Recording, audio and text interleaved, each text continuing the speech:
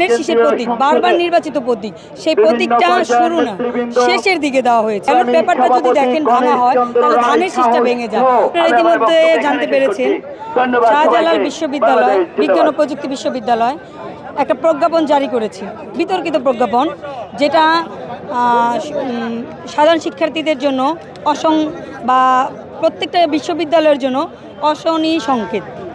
আর এটার বিরুদ্ধে আমরা তীব্র প্রতিবাদ জানাই এবং এটা তীব্র নিন্দাও জানাই।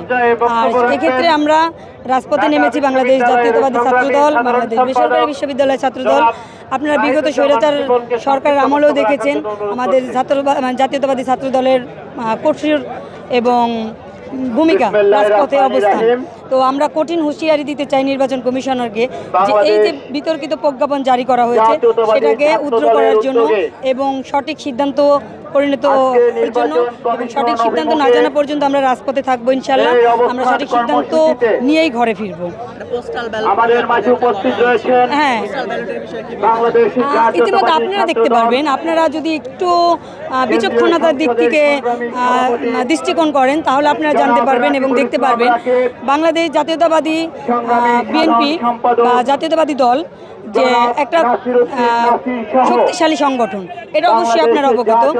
আপনারা ধানের শীষের প্রতীক, বারবার নির্বাচিত প্রতীক, সেই প্রতীকটা শুরু না শেষের দিকে দেওয়া হয়েছে। এটা যে একটা পক্ষপাতিত্ব সেটা বেসিক সাধারণ জ্ঞানে যে কোনো মানুষ বুঝতে পারে। এমনকি ব্যালট পেপারটা যদি দেখেন ভাঙা হয় তাহলে ধানের শীষটা ভেঙে যায়। তাহলে কেন এটা হচ্ছে আর কেন এটা করা হচ্ছে? তো সেটা অবশ্যই পক্ষপাতিত্ব হচ্ছে, কোনো একটা রাজনৈতিক দলের সুবিধার্থে এটা হচ্ছে এবং হয়তো কোনো চাপের তোপে পড়ে এটা হচ্ছে। কিন্তু আমরা চাচ্ছি নাসিরউদ্দিন শাওন, সাংগঠনিক সম্পাদক কলম ভূয়া ইমন সহ ঢাকা বিশ্ববিদ্যালয়